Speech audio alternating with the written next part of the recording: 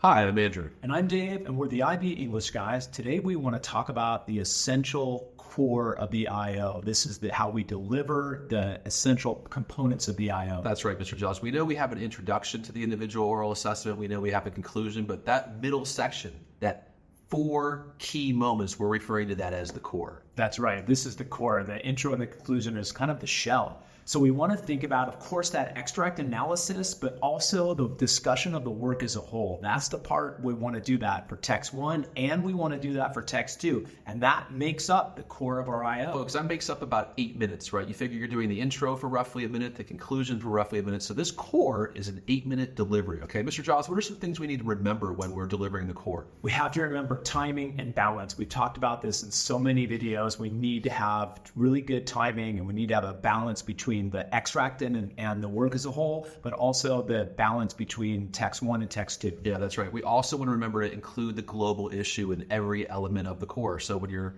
talking about the extract, the work as a whole, extract, body work as a whole, we need to keep linking to that global issue because that's the backbone of the IO. We can't forget that. That's great. Throughout the core, we also want to have those textual references. We've taken the time to plan. We've reread those sections, so we're pulling out those rich little snippets of language, and that's important. Yeah, and then when you're pulling out those snippets, of course, you want to pin those to authorial choices. Any reference without an authorial choice, to me, is wasted. We should be building criterion A and criterion B simultaneously. A reference, B authorial choices. Bring those together. Last point is so essential, and this is something that I can't emphasize enough, is signpost and transitions between those sections so the listener knows when you're going on to the next component. Very important. Yeah, those signposts can be really overt, and we'll look at an example right now and kind of see how this is done. Mr. Giles, looks like we're looking at a political cartoon from Mike Thompson and a literary extract from The God of Small Things. That's right. This is quite powerful, and we notice that the global issue that this student is talking about is this idea of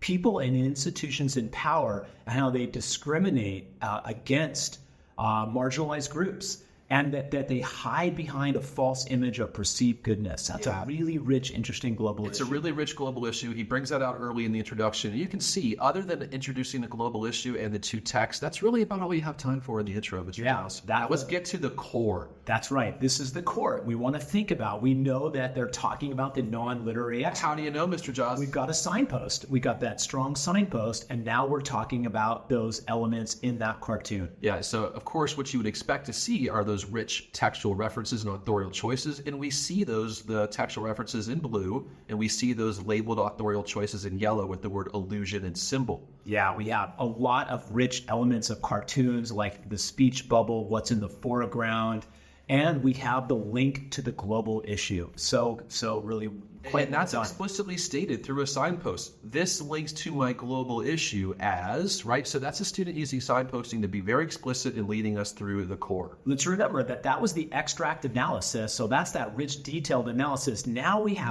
we're going on to the Thompson's body of work as a whole. And the student signpost is very, very... Next, I'll be moving to Thompson's body of work as a whole. Now, what's tricky with this one is that he can't show those cartoons. He has to describe them. He does. I think that's important. And that description is what you're going to see in blue. You know, the white color of the courthouse. We see light green, beige, right? We see text written on graves, courthouse. So we have those textual references. And again, those are being pinned to authorial choices, all while linking to the global issue in green. It looks like he does this 3 separate times, Mr. Giles. Yeah, he does that 3 times. And then he talks about the 3rd cartoon, and we can see exactly when he's moving on to his 3rd cartoon. He's again talking about the setting. He's describing it using those facial expressions. And then notice how he ends with the global issue again. Yeah, really clever because he's always coming back to that. He knows that has to be the center. Now that we're done with the non-literary, Mr. Giles, tell me a little bit about the literary extract and the approach here.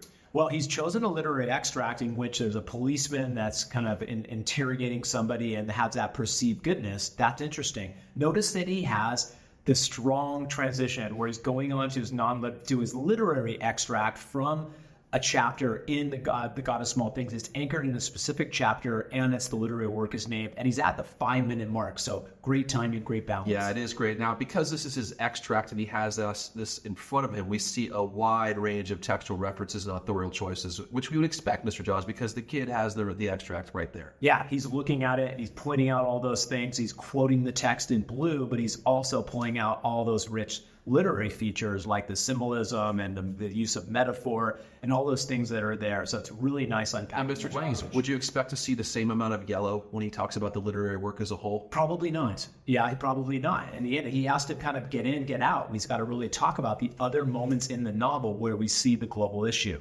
So, man, we have a great signpost. We're moving on to the work as a whole, and we're talking about the entire novel. And now he's going to, again, anchor those in those literary hotspots. Yeah, in the text. And he goes into those other moments that he has chosen. And we see he doesn't have those extracts in front of him, but he does reference those in blue, linking them to authorial choices in yellow, and of course, all while linking to global issues in green. And we see that being done 3 times, Mr. Jones. 3 times. He's got 3 separate moments. And notice, there's no way he could possibly talk about those each moment in the same detail as his extract. That's not the purpose. No. The purpose is to arrange about like that understanding of the work as a whole. Yeah, and this student is clever. He's looking at beginning, middle, end. He's showing between the extract and the discussion of the literary work as a whole, he's showing great command of the entire text. And then finally, he's got the outer shell, which is that conclusion, which is just a really quick handshake, like to go back to that global issue. But notice the core. He's got all those elements of the core that are there that we talked about. So folks, in the end, we want you to think very carefully about that 8 minutes of the IO, which we're calling the core. That's when you're going to look at your literary extract, your literary work as a whole, your non-literary extract, your non-literary body of work as a whole. And you're going to give equal amount of time to really breaking those down, analyzing, interpreting with respect to the global issue. Stay with this boot camp, stay with the IO, and we will bring you to the end with success. Thanks, guys.